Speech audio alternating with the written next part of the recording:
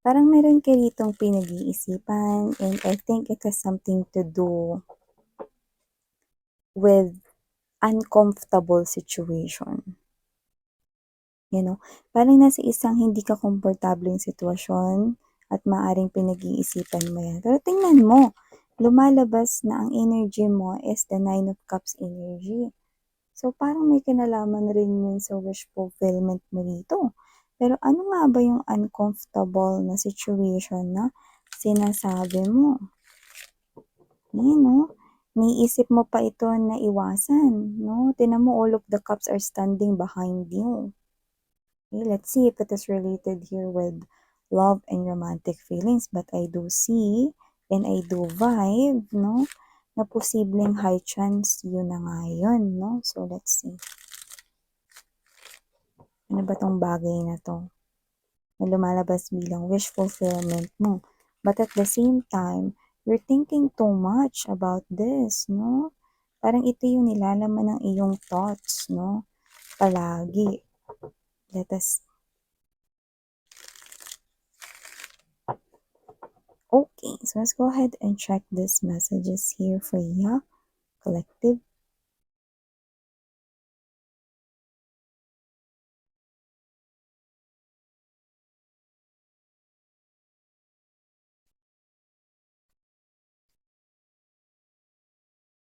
Oh.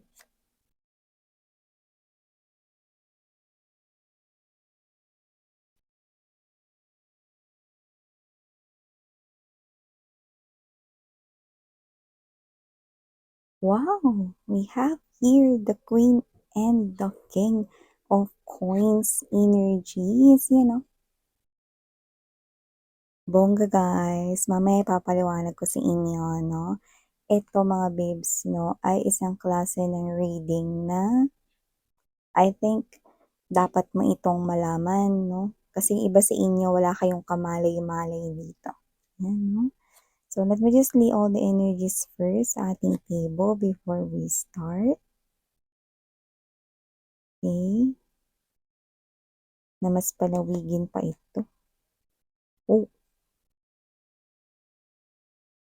okay. Buti naman, no? Buti naman, bottom of the deck, Two of Pentacles energy, Ace of Swords, and the World card. So, before we start diving this, let me just greet everybody. Hi and hello there, new subscribers. Ako po si Yan, welcome. At sa mga returning viewers, thank you so much for the warm love and support you're giving me. So, we do not have any gender right here and of course, this is timeless as well. Pwedeng tapos na to ang nangyayari sa kasalukuyan at pwedeng hindi pa at isang prediction sa inyong future. So, yun mga babes, no? Wala po tayo ditong gender, babae, lalaki, LGBT, lahat kayo welcome. And of course, pwede nyo rin pong i-flip yung rules if you want since this is general reading. At kung hindi nyo pa po knows, meron pa po tayo other channel. The link is down below the description box. Yun yung mga babes, no? Sinikita ko rito. Kailangan mong i-accept itong offer na to. Kailangan mong tanggapin ang offer na to. Bakit, Miss Yan? Ano ba yan? Isa itong love offer. Yan, no? Isa itong love offer, no? At bakit kailangan ko naman yan tanggapin, Miss Yan?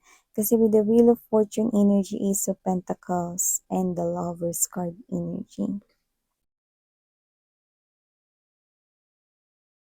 Kailangan mong tanggapin ang love offer ni ito, no? Dahil ito ay parte ng iyong destiny. Yan, no? So, nakikita ko rito na oras na para ikaw mag-settle down, magpamilya, no? Nakatutok na ang roleta, no? Doon sa house and lot. ibig sabihin, no? Having a family home, no? With someone, no?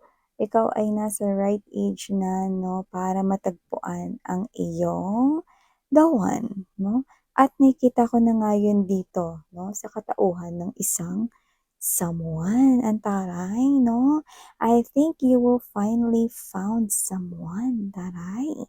So, nakikita ka dito mga babes, no, na hindi mo ito nakikita paparating with the Six of Swords energy. Pero dahil nakikita ko itong paparating, kaya ako nga sinabi, sa inyo. Ayun naman kasi talaga yung role ko rito, 'di ba? So, nakita ko rito mga babes 'no, that with that big moon 'no, shining 'no, sa inyo rito nakikita ko that this is something here that you do not expect or you do not see this coming, but it is related to your love and romantic area. So, nakikita ko dito that this is a very stable connection. Isa itong klase ng offer na kailangan mo talagang tanggapin, no? Ace of Pentacles energy is a symbol of new beginning, okay? But it is a coin, so ibig sabihin this is something here stable, something that will stay, something that will be permanent in your life. A relationship, not just a fling, okay? And a commitment, not just a relationship. Okay? At ito ay walang iba kundi ang isang klase ng koneksyon, no? Na nakikita ko rito kung saan mapagtatagumpayan mo when it comes to love, no? This time you're gonna win when it comes to love, no?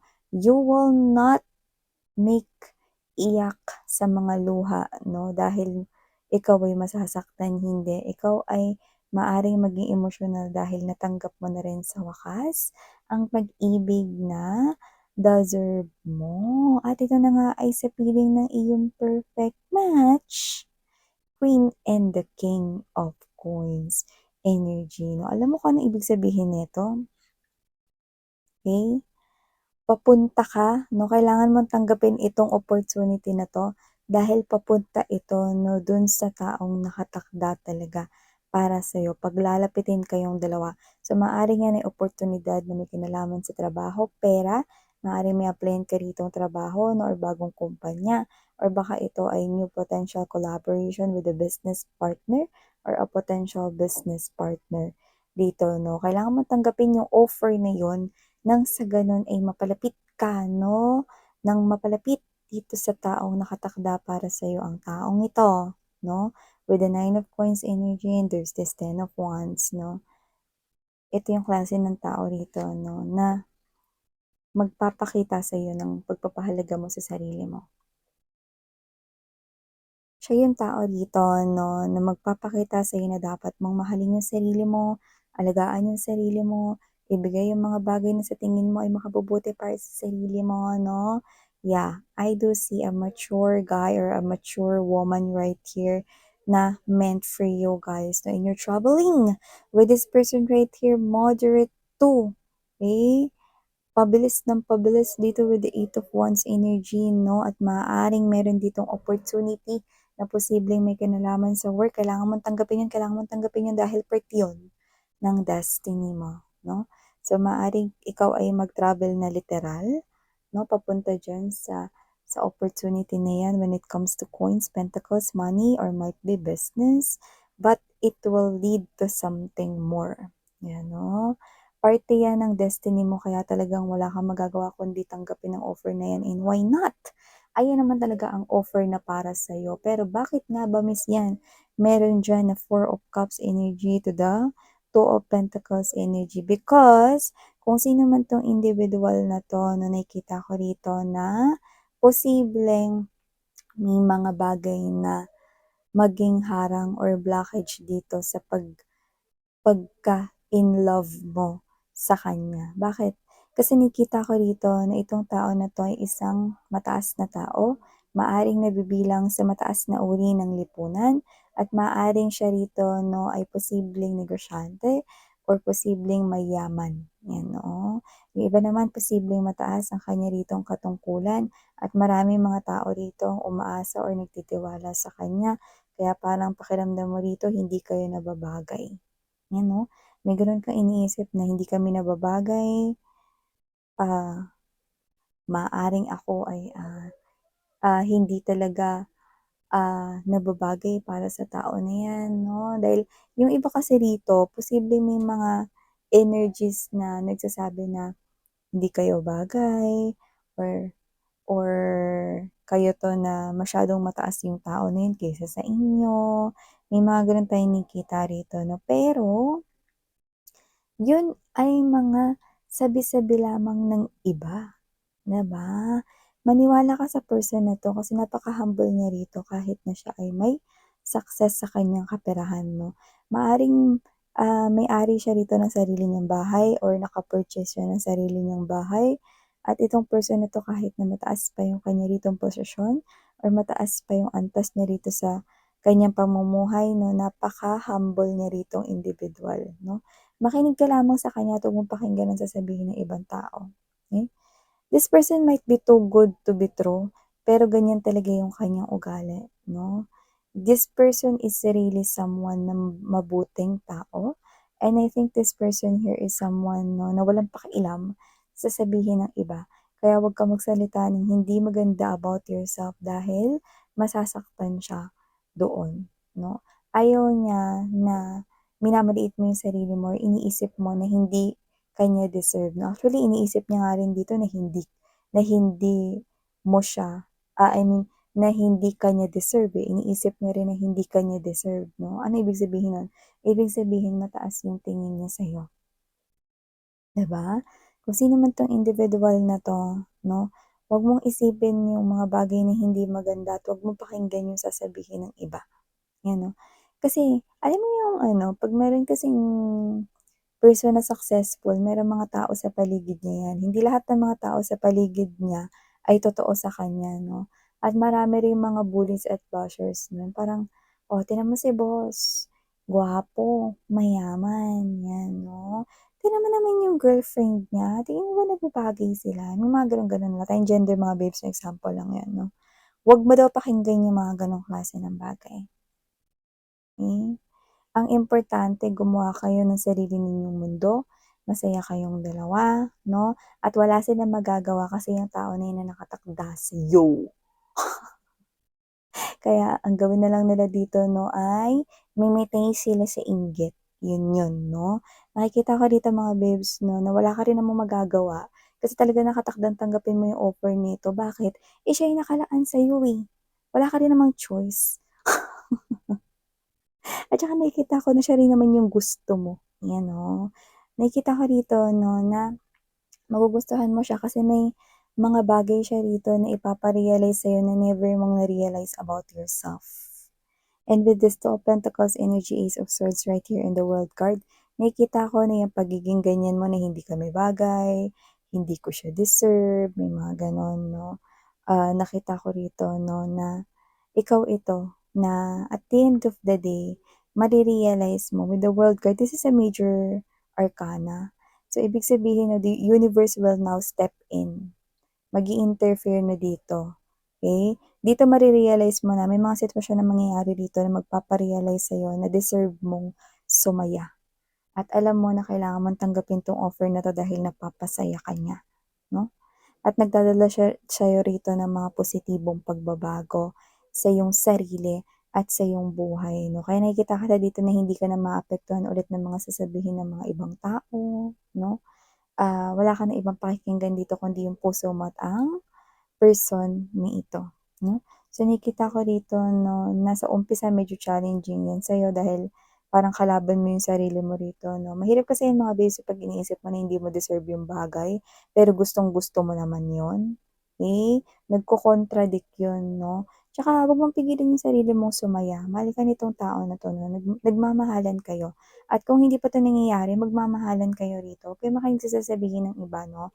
May mga kanya-kanya rin yang mga business sa mga buhay nila 'no, at may kanya-kanya rin silang dapat na pakialaman na sarili-sarili nilang mga love life, 'di ba?